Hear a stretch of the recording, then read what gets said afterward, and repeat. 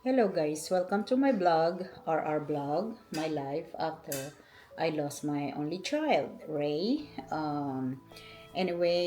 Today is Friday. Yay, it's Friday again. Ang bilis ng panahon. It's 1:30 in the afternoon. Kaya kamusta kayong lahat? Good evening, good afternoon, good morning, kung saan man kayo naroroon dito sa mundo. Anyway, today is nagkaroon ako ng chance mag-video because my client canceled her appointment. So, ang lamig kasi, napakalamig ngayon, kaya hindi ko masisi yung mga tao. Minsan tinatamad na rin. Ako rin minsan tamad din. Kaya okay lang, tamad-tamad na lang muna paminsan-minsan. Tignan nyo naman kasi yung panahon dito, gloomy na naman. Kasi nga, malamig na kami. 30s na lang sa morning. Pero at least, maabot pa naman kami ng 50s sa tanghali. So anyway, malamig. Pasensya na. So anyway, just finished my client and I had my lunch already at ito, inuubos ko pa itong may dessert ako. Ito yung ano to, red ribbon to, dala to nung friend namin si Miss Arlene. Shout out to Miss Arlene, Pascasio Balunsat. Minsan kasi nag-get together kami dito pagka meron magpapagawa sila ng hair. So at the same time kainan, kaya yan yung part niya, nagdadala siya ng mga ganyan, nakakatuwa sila, dalawa sila ni Marie, yan yung mga kaibigan ng kaibigan namin na original ng asawa ko at mga hipag ko kasi taga San Narciso sila, taga Sambales sila. So kamusta yung mga taga Sambales? Anyway, sana hindi kayo kasali sa bagyo. Nakakaawa naman ang Pilipinas ngayon, bagyong bagyo, sunod-sunod. Opel daw ngayon ang pangalan ng bagyo, and then there's another one coming, yung Pipito. So I don't know, para bang after a couple of days bagyo sila. Anyway, ganyan talaga. Maraming random places ngayon talaga na tinitira ng Mother Nature. But anyway, sana ingat lang, huwag nang pasaway. Kung sinabing evacuation, evacuate na kayo. Don't wait, it's too late para walang napapahamak. At syempre, mga rescuer, kawawa naman sila. Mas okay kung mag-self na kayo, evacuate na. So anyway, balik tayo sa araw-araw naming pinagdadaanan dito. Anyway, today is like it's not that busy kasi dapat meron pa akong gawa na medyo abutin pa ako ng couple of hours, but since nag-cancel nga, so I have chance to talk. So anyway, tomorrow, Saturday na Sunday, I don't know where we're going. So far, wala kaming plan, but we are, always go somewhere. Kung saan kami dalhin ng mga paa namin, doon kami. Like I said, di na kami nagpa-plan kung saan kami dalhin. Basta so far, same pa rin kami. Same pa rin ng mga activities. Medyo maingay yung aking machine kasi naglalaba ako while I was talking. Pagkatapos nito, magtitiklop pa ako ng mga sampay ko bago ko isampay yung mga another bago kong labahin kasi kahapon naglaba din ako. So anyway, may kwento ako sa inyo ngayon kasi my client just left. Nakakatawa kasi itong client ko na to. Client ko pa to nung probably yung anak ko mga 3 years old pa lang, 3-4 years old. Anyway, nakita niya yung anak ko from kindergarten, mga ganong age ng anak ko. They used to be my carpool nung nag-work pa ako outside. Anyway, siya yung client ko ngayon. So, actually, nung ginagawa ko yung hair niya, sabi ko, in-offer ko siya kung gusto niya ng coffee. So, sabi niya, okay daw, gusto niya coffee. So, umakyat ako dito, sabi niya, can I come? Sabi niya ganon. Okay, sabi ko. So, umakyat kami dito kahit magulo yung bahay ko. Sige, okay na lang kasi tamad-tamad na naman ako eh. Hindi na ako naglilinis, honestly. Kaya lang, papakurso-kurso nada lang. But anyway, hindi naman ako nagkakalat kahit naman na hindi na ako naglilinis, honestly. Nakakahiya kaya pag may mga unexpected kang taong pupunta, talagang dapat talaga consistent ang paglilinis ng bahay.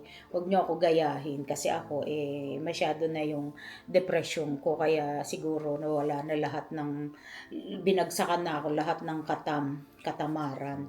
Anyway, umakyat siya dito, gawa kami ng coffee niya. So she decided na silipin itong mga halaman ko. Tapos, tinitingnan niya, sabi niya, ay, ang gaganda naman ng halaman mo. Sabi niya, buhay na buhay. Kasi nakakatuwa talaga yung halaman ko. Green na green siya, tsaka ang kintab-kintab. Mostly, yung mga halaman ko dito is from my client na nung nawala yung anak ko, binigyan nila ako ng halaman. Kasi ako, I'm not planning to take care any, yung mga ganyan, mga responsibility. Pero, it's good naman kasi I have something to do. Hindi ako bakante, lagi na lang akong busy. So far, maganda naman tong mga tanim ko. Tapos yung iba, galing pa yan sa anak ko, bigay niya pa, that was long time ago. Siguro yung iba dyan, mga 7 years or more than that na, pero buhay pa rin sila. Tapos yung aking, may isa ako dito na galing sa New York, sa apartment niya na super ganda talaga ng tubo niya, honestly. Ang kintab-kintab niya, kaya tuwan-tuwa ako sa mga tanim ko. So anyway, nag-enjoy siya sa pagtingin ng plants ko, and then napatingin siya dito sa anak ko, sa picture. Tapos sabi niya, Reg, sabi niya ganun, andito yung anak mo, sabi niya, I felt her, sabi niya ganun, na-feel niya daw yung anak ko when she look at the picture, and then, dun nga sa spot ng anak ko, dyan sa, so, sabi niya ganun, umiwas ako tumingin, sabi niya, bumalik ako sa mga halaman, pero ramdam na ramdam ko talaga na para siyang nasa akin, sabi niya ganun. So, kwento-kwento kami, tinapos ko na yung hair niya, kasi umakyat kami dito after habang pinaprocess yung hair niya sa kanyang highlights. So, nagkwentuhan lang kami, sandali dito, kaya lang bumaba kami kasi nga time na namin din na i-shampoo siya. So, anyway, after that, nagkukwentuhan kami. Marami kami kasing laging kwento tungkol sa mga kung ano-ano lang, pati sa, kasi nga mga investment, nag-invest kasi ako noon ng bahay. So, yun yung mga conversation namin. But anyway, nung paalis na siya, ready to go home na siya, para bang sabi niya, talagang ramdam na ramdam ko talaga, andito siya. Sabi niya, kinakausap niya yung anak ko. Sabi niya, Ray, sabi niya ganon. Sabi niya, how are you? Ginaganon niya, kinakausap niya talaga. Tapos bigla na lang siyang umiyak. Tapos hinag ako ng mahigpit na mahigpit. Ang tagal-tagal. Ang tagal-tagal niya ako hinahag. Tapos iyak siya ng iyak. Kasi alam niyo ako, hindi mababaw ang luha ko eh. Ang iyak ko lang talaga, umiiyak lang ako talaga sa anak ko talaga. Pero aside from that, I don't know what happened to me. Parang nawalan talaga ako ng emotion. So, umiyak siya ng umiyak. Ang lakas ng iyak, ng iyak niya talaga. Ako pa yung nagko-comfort sa kanya, imbis na siya yung mag-comfort sa akin. Umiyak siya talaga. Tapos, bigla niyang sabi ba naman niya sa akin, I love you, mom. Sabi niya gano'n. Ay, nagulat ako. Ngayon, sumagot naman ako, I love you too. Sabi kong gano'n sa kanya. Sabi niya. Tapos hindi siya bumibitaw sa akin. Ayaw niya ako bitawan ng pag-hug niya. Talagang ang higpit-higpit ng hug niya sa akin. Tapos, pagkatapos yun, kita ko, iyak siya ng iyak. Tapos sabi niya, tapos bigla siyang parang nahimasmasan na, Sabi niya, Rich, talagang nafe-feel ko talaga yung anak mo nasa akin. Sabi niya gano'n. Ramdam na ramdam ko talaga siya. Yung feel na feel ko sa body ko na para siyang nasa katawan ko. Sabi niya gano'n. So, ako naman tuwan-tuwa kasi alam niyo kung bakit. Totoo man o hindi, ang feeling ko talagang totoo. Natutuwa ako kasi alam niyo kung bakit. Lagi kong kinakausap yung anak ko. Sabi ko na, hindi na kita mahag, hindi na kita makiss. So, ikaw na lang ang hag at magkikiss kay mama, sabi ko. Kasi ikaw pwede mo gawin yun. Ako hindi ko na magawa yun. I wish I can do it, sabi kong ganun sa kanya. Lagi ko yung sinasabi sa anak ko. At saka walang araw na hindi ko kinakausap yung anak ko. Lagi kong morning hanggang gabi yan. Every time I talk to her talaga.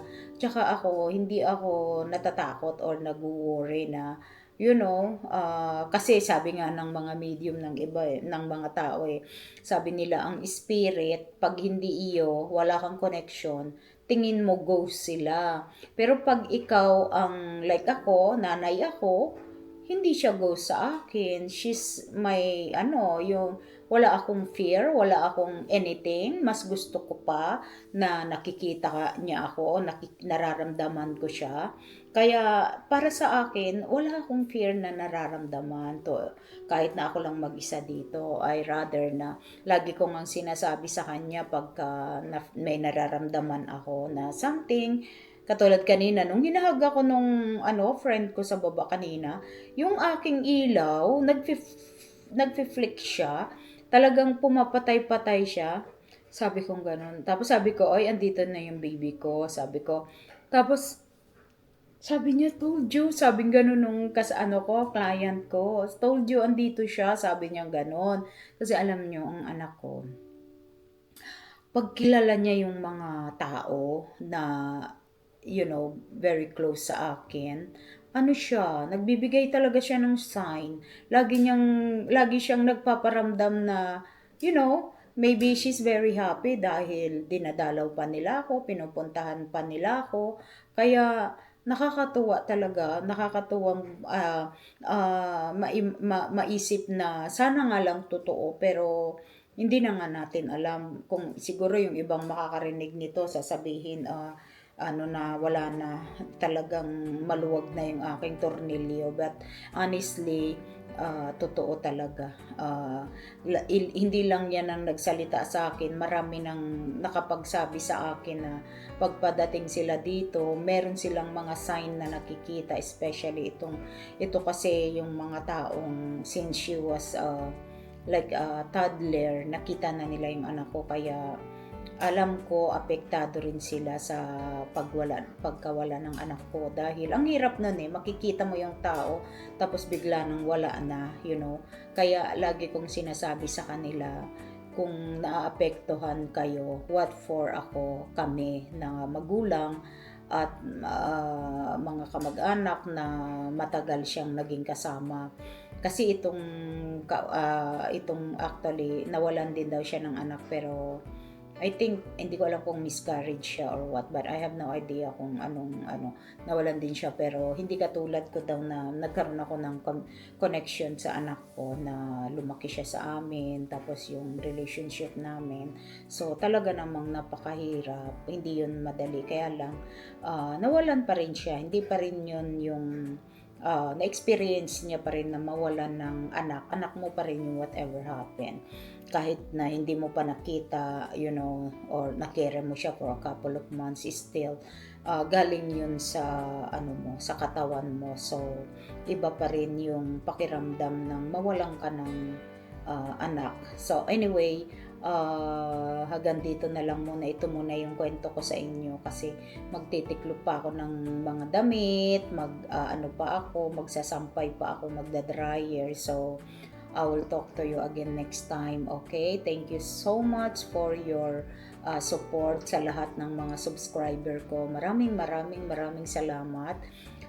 Lalo na sa mga patuloy, yung consistent na nanonood sa akin, yung mga kapatid ko, pamangkin ko, kung sino man, magpapasalamat ako sa inyong lahat. By the way, tapos na nga pala yung anniversary ni nanay ko, so hopefully panoodin nyo yung istorya ni nanay ko. Actually hindi pa yun tapos, kaya lang syempre minsan ayoko naman napakahaba na ng kwento ko. Alam ko namang mga tao very busy rin, so I don't wanna occupy your time. Kaya anyway, para marami pa akong maikwento sa inyo tungkol sa buhay-buhay na sana ay maging aral din sa inyo, katulad ngayon ang pinagdadaanan ko, dahil hindi porke nasaktan tayo, nagkaroon tayo ng malaking problema sa mundo na wala nang solusyon, is end of the world na natin. Hindi. We have to be patient and we have to stay strong, kasi wait until it's our time, lalo na sa mga taong mahihinang hindi nila na kaya yung pressure. Actually hindi talaga madali, but you have no choice, kasi you don't have to don't give up and don't give in, kasi what if hindi naman kayo mawawala, and what if nasaktan nyo lang yung sarili nyo, tas buhay pa rin kayo, di magiging miserable lalo tayo. So be patient lang, intay na lang until the right time. Okay, so once again, thank you so much. Ingat kayong lahat. Ako andito lang, ito lang yung way ko to continue to keep going. Hindi kasi madali mag-fight sa depression. Talagang inaamin ko, we have depression already, dahil ganun talaga, wala tayong magagawa but to keep going.